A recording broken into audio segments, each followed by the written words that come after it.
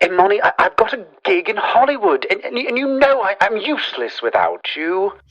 Mercury's Wake, Series 1, Before Chaos, Episode 1, The Book of Imani. Trust me, it'll all just keep getting weirder from here. Fresh from my sorrows, I took the red-eye from New York to LA, hoping Jeff and I might start fresh, that things might be different.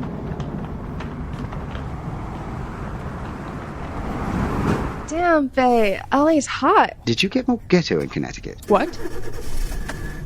Not current. No shit, Sherlock. Jeff was in LA directing an episode of a popular Hollywood Getflix series. What are you wearing? I bought this at Mango. It's kinda tropical, kinda Hollywood. LA's a desert. You're saying I've got the wrong outfit for the biome? It's a lot of Hawaii, babe. He called me babe.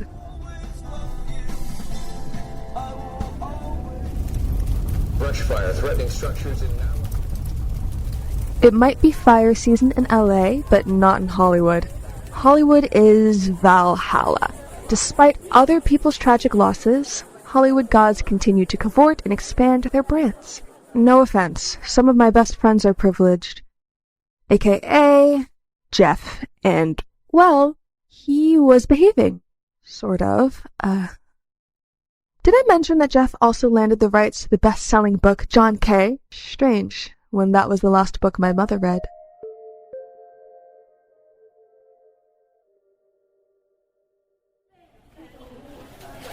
It's called Ling Ling. It brings harmony. That's Cammy, my producer friend. We were strolling the aisles of a massive and hugely upscale LA health food store. Girl, you're ylang in the head if you pay that much for a tiny bottle of smelly oil. Imani, you're so witty. In the land of discord, drive-by shootings, the sunny side of myopia, road rage, gross displays of wealth, casting couches, and boob jobs, how the hell could a little oil bring harmony? Can I get in? I'm sorry? You're taking forever. Look, are you going to actually buy something? You've been here for like 15 minutes. Excuse me? Oh, sorry. I forgot your Black Life Matters. You should be careful what you say. Exactly. White people can't say anything anymore. You can be as rude as you want, and I can't say anything about it because that would make me a racist. Your truth, not mine. Hey, what are you doing? I'm getting out of your way. You can't take all of those. I couldn't make up my mind. Dear me. Bitch. Well, that was an expensive argument. Argument? Imani, sometimes you need to back off. Where did your parents get the name chamomile? It's not very Korean. And how would you know? No offense, it's unique. Microaggression or just flat out racially hostile? You're missing my point? Look, my actual name is Camilla because Western names count in America. I changed it because I like chamomile tea. You should really be careful. People have guns. Really? Why don't you toss hair to the wind and cast a black woman in your movie? You slay me, girlfriend. Come on, come over here. Let's hug it out. Wait, we can't do that. By the way, where did you get that rubber snake choker? It's like the inverse of chic. I also love that you constantly wear the same uniform that has like 4 different variations. It's so whimsically anti-consumer. Are you wearing a scrunchie? Yeah. I needed some fresh air. I walked all the way back to Jeff's house in the Hollywood Hills after my encounter with the hostile woman. I also felt badly about pressing a few of Cammy's buttons. It's terrible to let other people affect your behavior, but the race thing isn't just upsetting, it's exhausting. The thing is, Cammy feels it too. On the way up to the canyon, I saw a homeless woman and gave her all the oils, except for vanilla and ylang-ylang. Thank you.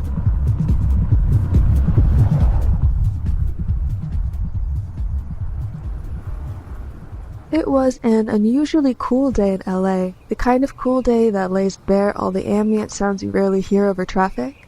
As I walked up from Sunset Boulevard, I was amazed by the number of birds singing, and, moreover, crows. I've loved crows ever since I was a child. They watched me play act a million fanciful stories in the woods surrounding our house, cawing and cackling all the while. As I walked, a black cat emerged from the bushes and started following me. She had a collar on with the name Shadow. Funny, the only cat my father ever liked was a black cat named Shadow. It was his grandmother's cat, and Shadow liked to sit with my dad in the wee hours, purring while my father read. It was as if, according to my dad, Shadow shared in the literary fantasies in every novel my father read. "Be careful, Shadow. There are coyotes everywhere." Shadow walked right up onto Jeff's front porch and looked up at something just behind me.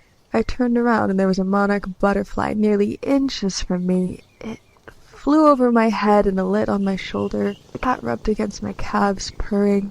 It was a little moment of heaven, accompanied by a mild breeze, urging the leaves of the large beech tree in Jeff's front yard to chatter. You are powerful. E, hurry! I've located the fulcrum! Fulcrum? E! Jeff certainly had the gift of making an entrance and scaring off the natives. As I turned to go in, I heard a scratching on the porch railing. A crow! And it had something in its mouth, which it promptly dropped. I've heard about crows befriending people and routinely leaving them gifts. Shiny things. This crow watched me as I picked up the gift. The crow left a bottle cap. On the inside, someone had drawn a question mark in magic marker. I pocketed the bottle cap. I wanted to believe it was a gift, and as such, it was special. E? I've been such an idiot.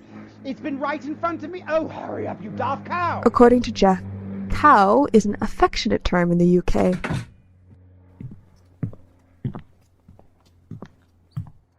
There you are. E, I'm a genius. Debatable. However, Jeff got the John Kay gig. Mostly because his ambition was relentless and, well, finding any representative for the book John Kay wasn't easy because both author and publisher were anonymous. The only thing with a name on it was a foreword to the book written by an anthropologist named A.R. Eyes, and she died in a tragic car accident, or so they say. Apart from the book, the only port of call for John Kay was a weirdly esoteric website divided into a series of pages highlighting significant quotes from the book against a backdrop of binary code. At the bottom of each page was a unique hashtag that linked to a paint point with a revolving solar system in sync with users' time zones and precise geographical positions. Once there, you'd have to wait until 11:13 p.m., your time, click on the image of the Earth, and freely pay for the book John Kay. That book was live. People were already on a mission. A few weeks after I arrived, a pop song hit the charts, furthering the John Kay mystery. The song was written and sung by a famous K-pop band. K-pop plus John Kay equals boom. The lyrics to the song, My Me, detailed a legendary conversation with John Kay Mercury, or so the band said. Ain't no place in the sky I ain't been to. All I know is that I love you.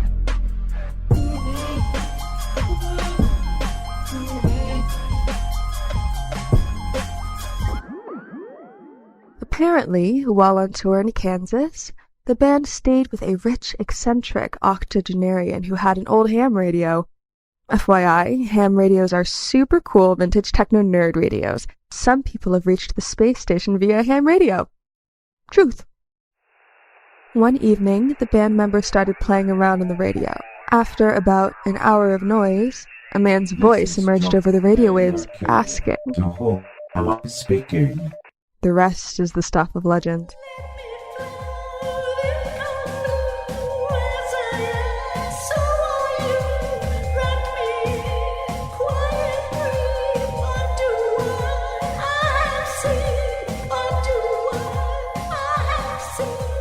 My Me was an anthem, perpetuating the mystique of a book that wrapped its readers in emotional prose written by an anonymous author who, in a celebrity-driven consumerist culture, didn't care about fame.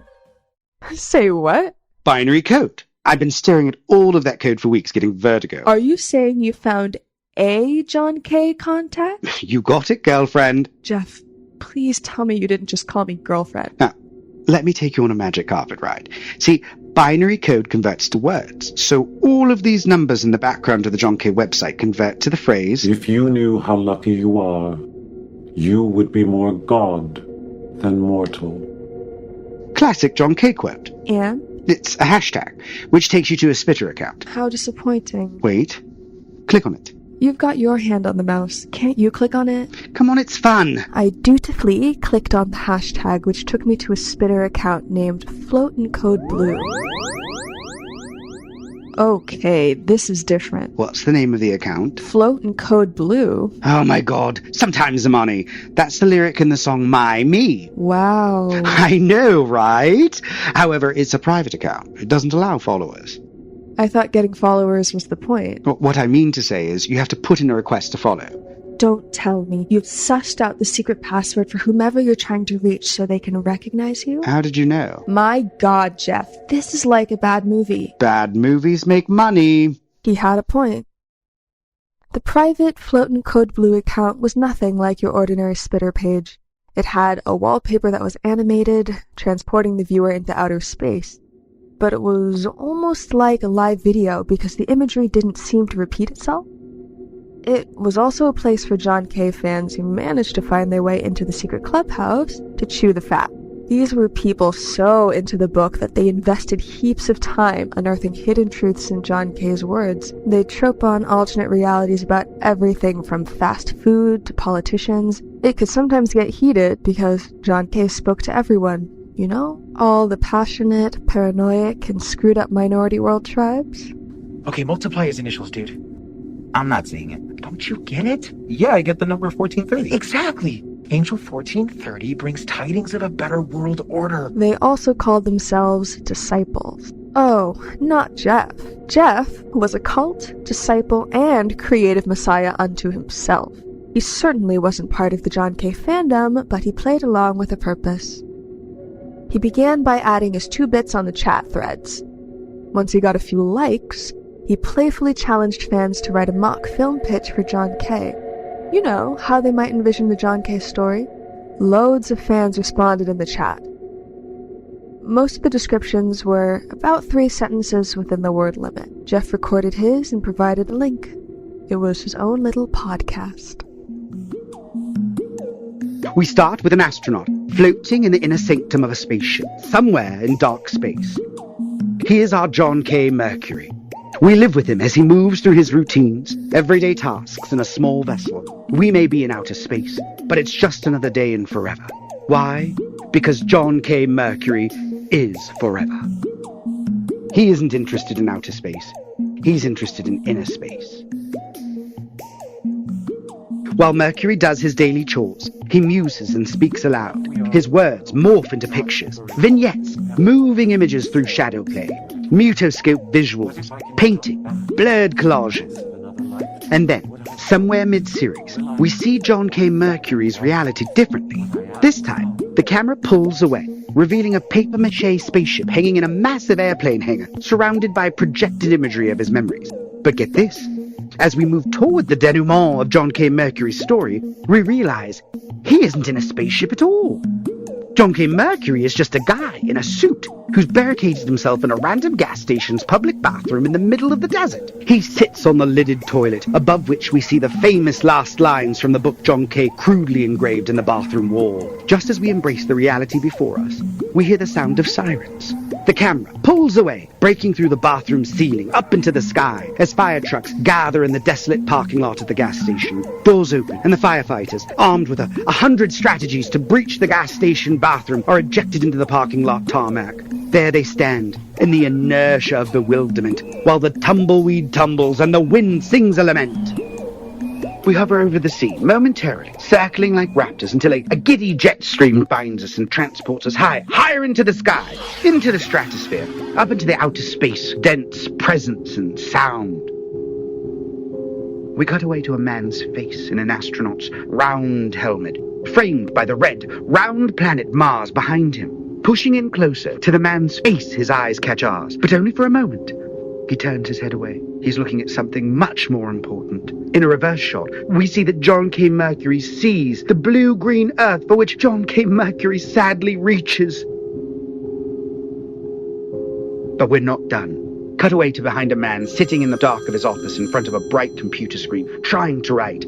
The phone rings. The man answers. I'm stuck. What do you see, John? A sign? It reads, "For a good time, call."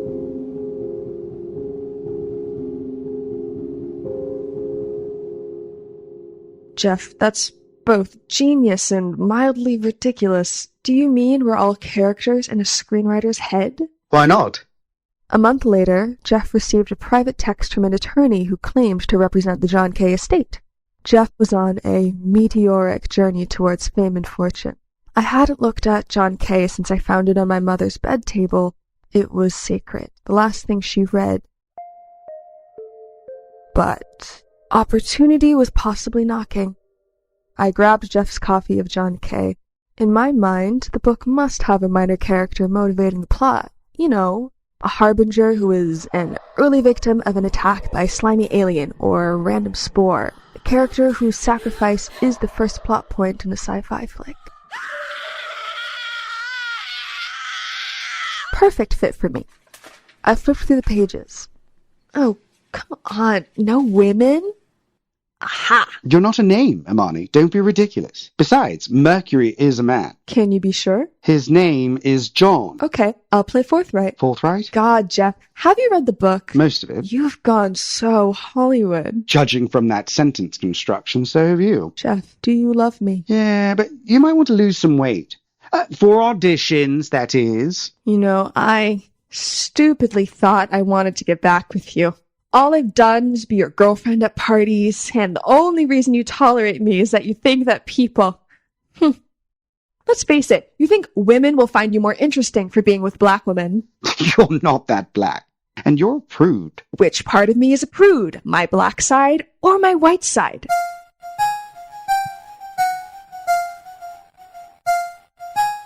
Is that you, Kara? Brilliant audition. Kara, hold a moment. I'd like my book back. Point well taken, Jeffrey. I put everything in my pipe and smoked it, but it didn't get me high. I'm not a Buddhist, but a friend who chanced told me to ask for something, and the universe would deliver. I couldn't stop wishing Jeff would drop dead. A year ago, I would have stayed. Jeff made me laugh, and I forgot my sorrows. But Jeff was toxic. Don't judge me. We all secretly thrive on toxic things. Toxic food, toxic relationships, toxic vices, toxic jobs, toxic politicians, toxic thoughts. Can I self-help? Publicly seek advice for my problems on what forum? Confess, publish, and play Buddha on tedium? Ask for help from a WhoTube shrink? The answer is tear it down. As I walked out Jeff's front door, there was my crow friend. I looked down, and sure enough, there was another gift, a bright, shiny penny. Thank you, dear friend. I took my Hawaiian outfit, Jeff's copy of John K., and myself to Las Vegas to wallow in my losses.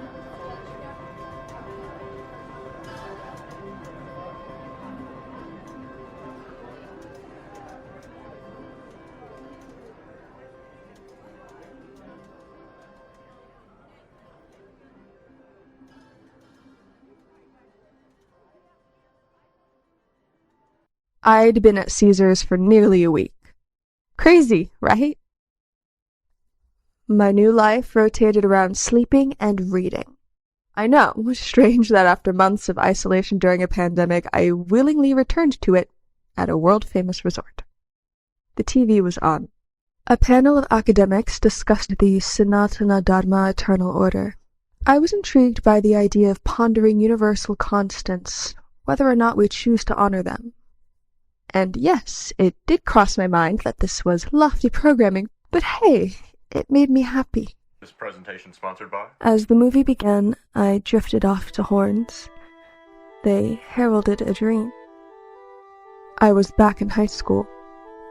As I walked through the polished school hallway, I saw my old friend Tessa. Tessa had everything going for her until she collided with cruel fate in a horrible accident that left her paralyzed from the neck down. She was only 16. She later died from complications. But in my dream, Tessa was alive, young, happy, and walking. She saw me, ran over to give me a big hug, and whispered in my ear, Imani, life's not a crapshoot. I needed that alarm clock. It reminded me I was alive. Let's walk the Appian Way. Armed with my friend John Kay, I wandered the casino, counting every moment until I could get back in bed. I found myself at the now familiar yellow brick road at Caesars, the Appian Way, a consumerist's happy place or nightmare. As I passed designer store after designer store, I caught a glimpse of a left-turn recess off the main floor that I've never seen. I walked in and discovered a super plush red carpet lining a long stairway leading down to another floor. I love a mystery. It felt like my descent took forever, but when I finally got to the bottom, there was a short hallway leading to a room flashing arcade, the new gambling experience. I never turned down an arcade. Care for a drink? As long as you play, you drink for free. She had a name tag pinned to her uniform. Erin E. from Last Chance, Colorado. I'd like a sidecar, Erin. Thank you for calling me by my name. Most people don't. You gotta wonder why we even bother wearing these name tags. I haven't made a sidecar in years. Hold the Cointreau, more lemon. Gotcha. I wandered around the arcade, checking out the games while Erin made my sidecar. Each game was a work of art. One, in particular, attracted me. Welcome to Pompeii. Just a little startling. As you might expect, the arcade game Pompeii featured a replica of the ancient Pompeii amphitheater encased in a glass trapezoid. How do I remember what a trapezoid is? Favorite word in geometry. Behind the amphitheater stood the infamous Mount Vesuvius, the volcano that destroyed Pompeii. I pressed the button for directions. You will hear 3 mini explosions. After that, pull the lever. You control the volcanic explosion and whether it will completely destroy Pompeii. Annihilate the amphitheater and the people inside, you win. Destroy the top half of the amphitheater and the people inside, you tie. Destroy only the top half of the amphitheater, you lose. Are you ready to bet on destruction? Sidecar, hold the Cointreau. Thank you. You sure you want to gamble on this game? Yeah, it costs a penny. Think about the odds. Total destruction, horrible destruction, or minor destruction. It's just a game. Well, try to win, dear. I hope you win. Is there a chance I could see what the 3 results look like? It's just such an amazing looking game. I'd love to see how it all works. I guess I wouldn't be breaking any rules doing that. Numero uno. Minor destruction. The upper part of the amphitheater crumpled. Lose. Numero due. Destruction. A few of the amphitheater blocks blew off the building in the explosion. And then, lava poured out of the holographic image of Mount Vesuvius, making the entire glass encasement go from clear to red. As it did, you heard a soundtrack of people screaming in pain and horror. The good news is you didn't lose. Tie. Can I see what happens when you win? Afraid that's the privilege of the victorious. Do you really want to play this game? I haven't gambled the whole time I've been here. Might as well gamble on a fancy pinball game. I thought you would. I won't play past my limit. That's what they all say. Are you aware that although the cost of one play is a penny, the lowest bet you can place is $25? I have to bet? Yep. $25 is the minimum? Do people bet more than that? You'd be surprised how much people will bet. People like to spend money on things that don't matter, and, well, casinos encourage people to take risks. You can't play without betting. That's ridiculous. Casino rules. Probably too much for me. I'll tell you what. I'll let you have one go for free, but then you have to promise to leave. I'm surprised this place is here. I mean, I didn't see any signage for it. Caesar's best kept secret. But then, people know where they're going most of the time. They just don't know it. Like we already know what we're gonna do? Something like that. I find Caesar's lonely. Crowds amplify our loneliness. I guess I shouldn't waste too much more of your time. Ready when you are. Aaron put in an arcade card to engage the game.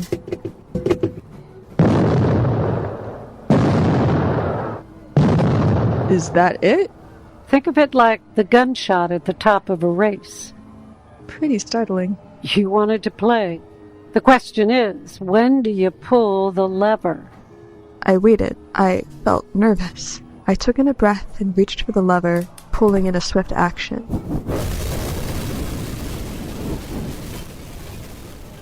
As the pieces fell, sure enough, Mount Vesuvius flowed with lava and the glass encasement went red. The good news is you didn't lose. Tie. I did not expect that. Almost everyone who plays this game crashes and burns. I know I promised to leave, and I will, but I'd like to come back. I've never seen anything like this before. And you won't ever again.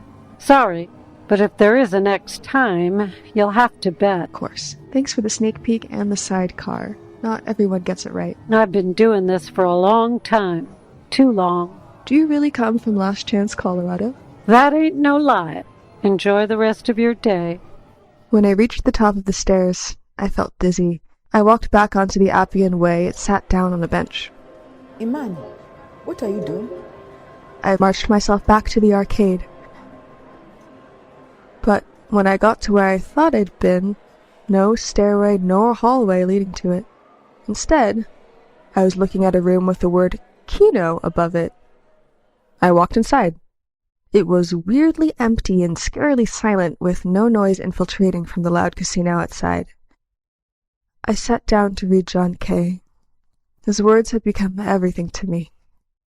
Just as I opened the book,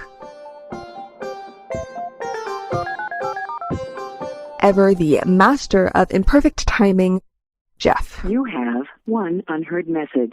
I stepped out to get better reception. First unheard message. Where are you? Did you actually take my copy of John Kay? Whatever career you thought you might have through me is over. What a drama queen. I walked back into the Kino room.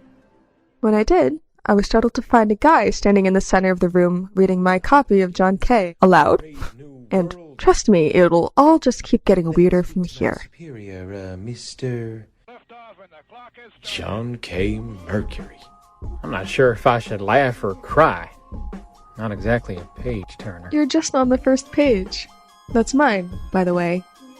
My advice is read on. You might get hooked. That's what happened to me. That's what happens to everyone who reads John Kay. An old girl.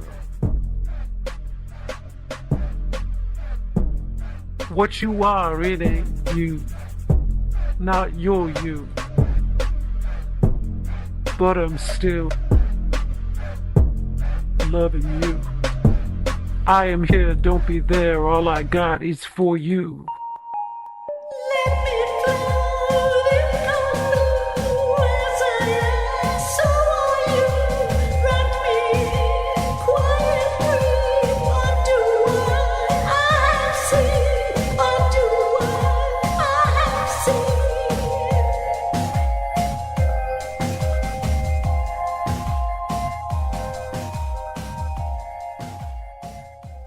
Stay tuned to episode 2.